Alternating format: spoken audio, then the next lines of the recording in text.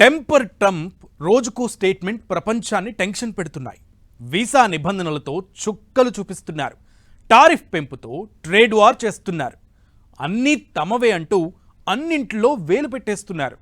పశ్చిమాసియాలో ఉద్రిక్తతలను తగ్గించేందుకు గాజాను స్వాధీనం చేసుకుంటానంటూ ప్రకటించిన ట్రంప్ కొత్త చర్చకు తెరలేపారు. అసలు ఆయన ఆలోచన ఏంటి? ఎందుకు స్వాధీనం అంటున్నారు? ఏం జరుగుతోంది?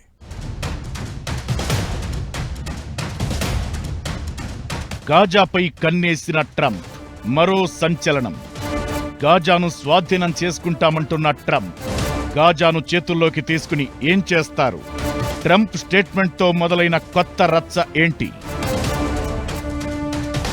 అమెరికా అధ్యక్షుడు డొనాల్డ్ ట్రంప్ మరో సంచలనానికి తెరతీశారు. అక్రమ వలసదారులపై ఒకవైపు ఉక్కుపాదం మోపుతూనే మరోవైపు టారిఫ్లు పెంచి ట్రేడ్ వార్కు ఆజ్యం పోశారు. ఇంకోవైపు అంతర్జాతీయ వివాదాలపై దృష్టి సారించారు. ఘర్షణలు, ఉద్రిక్త యుద్ధ వాతావరణం, దాడులు, ప్రతిదాడులను నివారించడానికి ప్రాధాన్యత ఇస్తున్నారు. ఎన్నికల ప్రచారంలో ట్రంప్ ఇచ్చిన హామీలు అన్నీ ఇన్ని కావు. రష్యా యుక్రెయిన్ యుద్ధాన్ని 24 గంటల్లో ఆపేస్తానని, పశ్చిమాసియాలో శాంతి పరిస్థితులు నెలకొల్పుతానని, చాలా వివాదాలకు తన మార్కు పరిష్కారం చూపిస్తానంటూ హామీలిచ్చారు. ఇప్పుడు ఆ అంశాల్లో పెద్దన్న పాత్ర పోషిస్తున్నారు. ఇజ్రాయెల్ దాడులతో అట్టుడికిపోతున్న గాజాపై ట్రంప్ సంచలన ప్రకటన చేశారు. గాజాను తాము స్వాధీనం చేసుకుంటామని ప్రకటించారు. ఇదే ఇప్పుడు కొత్త చర్చకు కారణం అవుతోంది. ఇజ్రాయెల్ ప్రధాని నెతన్యాహు అమెరికాలో పర్యటించారు. ట్రంప్తో సుమారు 2 గంటల పాటు భేటీ అయ్యారు. ఈ మీటింగ్లో వారి మధ్య చాలా అంశాలు చర్చకు వచ్చాయి. ఈస్టర్న్ మిడిల్ ఏషియాలో నెలకొన్న ఉద్రిక్తతల వ్యవహారంపై ప్రధానంగా చర్చించారు.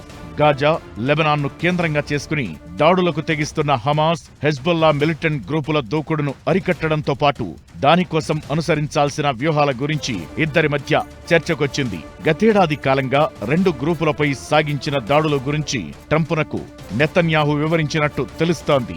పశ్చిమాసియాలో ఉద్రిక్తతలు తగ్గించేందుకు తక్షణ చర్యలు తీసుకుంటామని హామీ ఇచ్చిన ట్రంప్ ఈ ప్రాంతాన్ని ది రివేరా ఆఫ్ మిడిల్ ఈస్ట్గా పునర్నిర్మిస్తామని చెప్పారు. దీనికోసం గాజాను సొంతం చేసుకుంటామని ప్రకటించారు.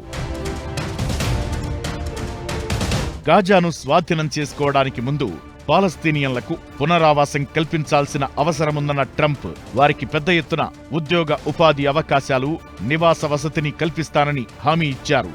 ఈ విషయంలో ఇజ్రాయెల్తో కలిసి పనిచేస్తామని, ఇరాన్పై ఒత్తిడి తీసుకొస్తామని వ్యాఖ్యానించారు.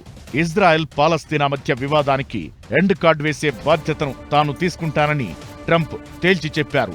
దీనికోసం గాజాకు అమెరికా సాయుధ బలగాలను పంపించే అవకాశాలున్నాయని చెప్పారు. గాజాకు ఏది అవసరమో అన్నీ ఇస్తామని హామీ ఇచ్చారు.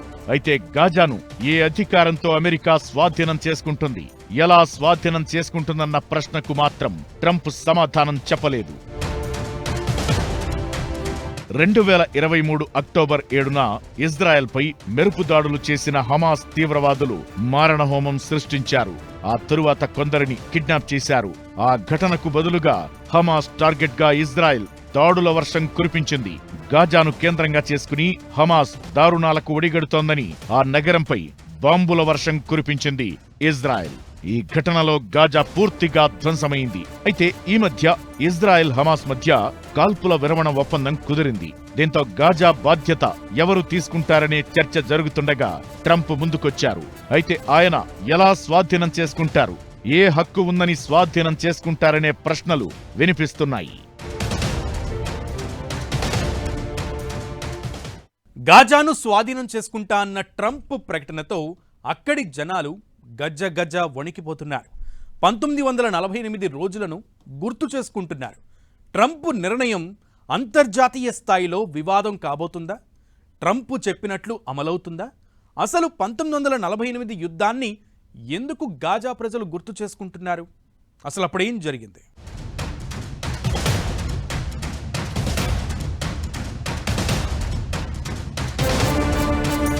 2023 అక్టోబర్ 7 నాటి హమాస్ దాడులకు ప్రతీకారంగా ఇజ్రాయెల్ భీకరంగా విరుచుకుపోవడంతో గాజా పూర్తిగా ధ్వంసమైంది.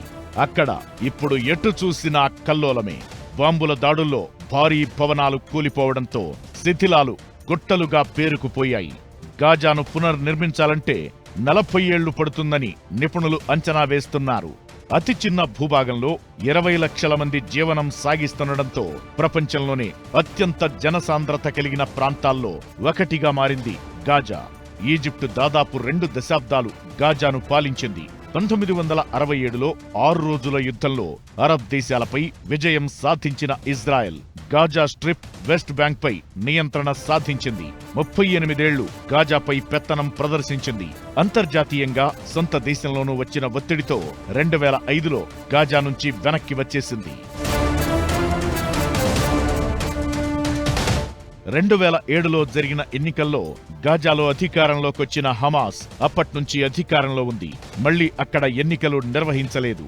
2023 అక్టోబర్ 7న హమాస్ మిలిటెంట్లు ఇజ్రాయెల్లోకి చొరబడి విధ్వంసం రేపారు. దీంతో ఇజ్రాయెల్ ప్రతిదాడులకు దిగింది. ఇప్పటి వరకు 15 నెలల్లోనే 50,000 మందికి పైగా ప్రాణాలు కోల్పోయారు.